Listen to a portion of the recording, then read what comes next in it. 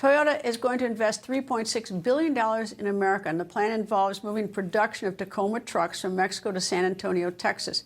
Senior Counselor for Trade and Manufacturing Peter Navarro joins me. Nice to see you, sir. Nice to see you, Greta. So how did you get, was there actually a discussion with Toyota, or did the tariffs get just so onerous that they decided to do this themselves? You don't have to have discussions with companies. It's simple economics here. We have two things going on. One's obvious, the 232 tariffs.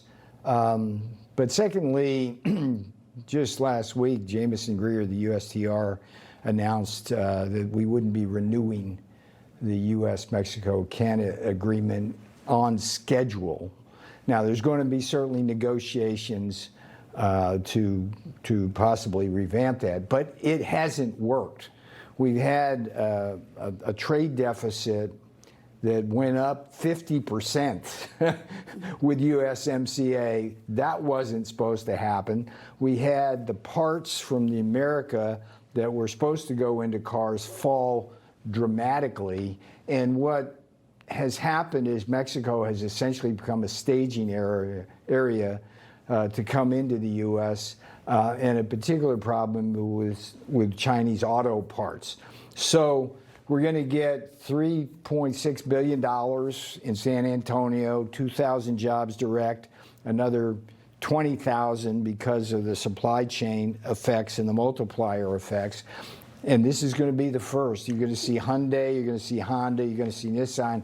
Everybody's going to come here because of those factors. Is Mexico, where I grew up, we say squealing like a stuck pig? I mean, is Mexico mad?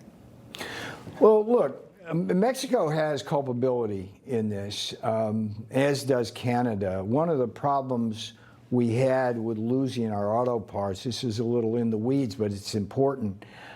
There was a dispute over just how you would value content in Mexico and Canada coming into the U.S. And Mexico and Canada, in a 2-to-1 vote against the U.S., had a lax rule which essentially opened the door for all these Chinese auto parts. The China thing is, Greta, they're doing this all over the world, but they have just poured in with investment into Mexico. The lax environment there allows that stuff to seep in to the USMCA chain without being labeled as Chinese content. China's got an overcapacity problem in autos like they do in steel and copper and everything else, and they're just inundating the world, and Mexico was a staging area. So Mexico needs to get their act together, essentially. I thought for a long time, and this may be old information, is that labor costs in these other countries were so significantly lower that it would overcome other economic forces like tariffs. I mean, aren't the labor costs in this Toyota plant so much lower in Mexico or not? No, that's kind of old school thinking in a way. I mean, they have these big modern factories, but we got big modern factories as well. The fact of the matter is, in the auto industry, it's all about productivity, and that means robots and machines and advanced technology. There's no question that the 25% tariff that we've imposed, not just on autos, but auto parts, has made the big difference, and that's why these companies are coming. And the reason why we do this is to overcome unfair trade practices, to be clear.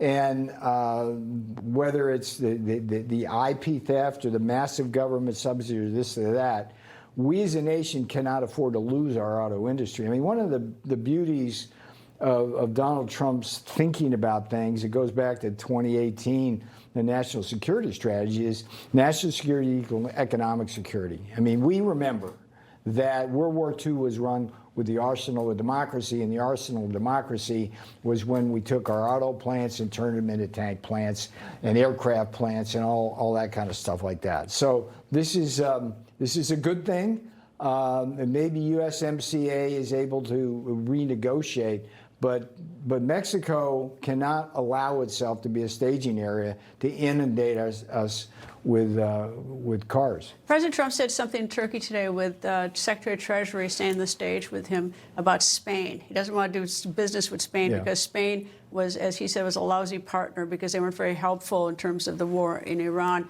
as Italy was not either. Is that something that comes across your plate in terms of what we're going to do about whether there will be any economic pressure put on Spain? Not my lane, no. No? No. Are we going to do anything at all, do you think?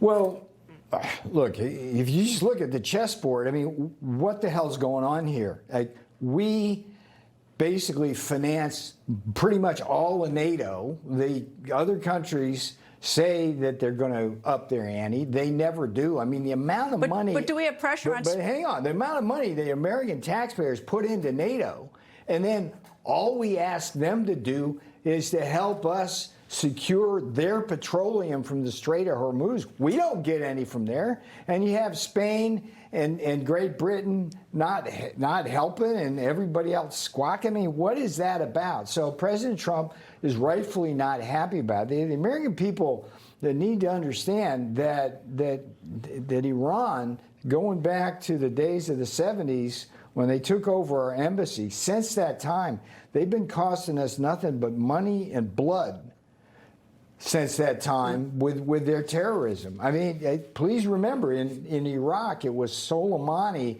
with his IEDs innovation that cut the legs and arms off American soldiers. I've seen those folks at Walter Reed, and I feel for them. But that's Iran. And President Trump took care of Soleimani, so he's finished. But anyway, Peter Navarro, nice to see you. Great to see you. Nice to see you, sir.